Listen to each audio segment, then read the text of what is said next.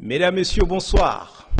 Prenez l'immensité d'un pays comme le Tchad, ajoutez-y son relief, un pays absolument plat. Faites ensuite l'inventaire des potentialités, des plaines à perte de vue, des polders, des oasis dans le désert où vous avez l'eau à moins de mètres, les eaux de ruissellement, les cours d'eau saisonniers, les eaux de surface, le tout pour une population relativement jeune. La moyenne d'âge, selon le dernier recensement aussi, autour de 37 ans.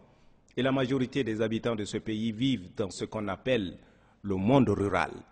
Avec autant d'atouts et bien d'autres, si notre pays n'arrive toujours pas à assurer son autosuffisance alimentaire, on ne parle pas encore de surplus pour l'exportation, c'est que fondamentalement, il y a problème.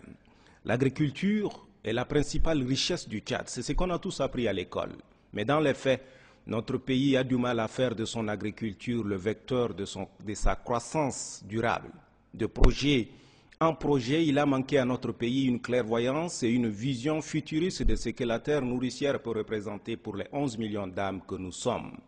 À l'initiative du chef de l'État, il va se tenir courant ce mois un forum sur le secteur, une sorte des états généraux de l'agriculture. L'intention est tout à la fois noble et novatrice. Elle a le mérite tout au moins de cerner la problématique. L'avenir prometteur de ce pays sera forcément agricole ou ne le sera pas. Un projet comme la SODELAC, Société de développement du lac, existe depuis 1973. Mais à l'évaluation, les résultats sont mitigés pour ne pas dire calamiteux. Le paysan de la zone insulaire est resté avec des pratiques moyenâgeuses aux résultats que nous connaissons, plus graves. Du fait des atermoiements de la SODELAC, la production céréalière traditionnelle a baissé depuis la décennie 80. Et pourtant, cette partie de notre pays, à elle seule, selon une étude de la FAO, pourrait nourrir non seulement le Tchad, mais bien plus toute l'Afrique centrale. Les casiers A et B de Bangor sont restés au stade expérimental depuis leur création.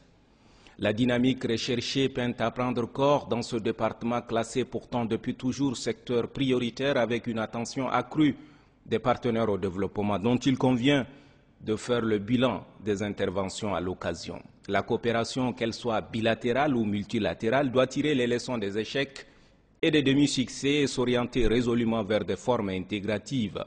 L'Office national de développement rural, ONDR, a sans doute manqué sa mission d'encadrement au point où le paysan tchadien est finalement amené à douter de la terre. Conséquence, les campagnes se vident, l'exode rural prospère et la tendance semble irréversible. Il nous faudra une opération de retour à la terre, car la terre ne ment pas, enseignent les Écritures saintes. Vivement lundi prochain.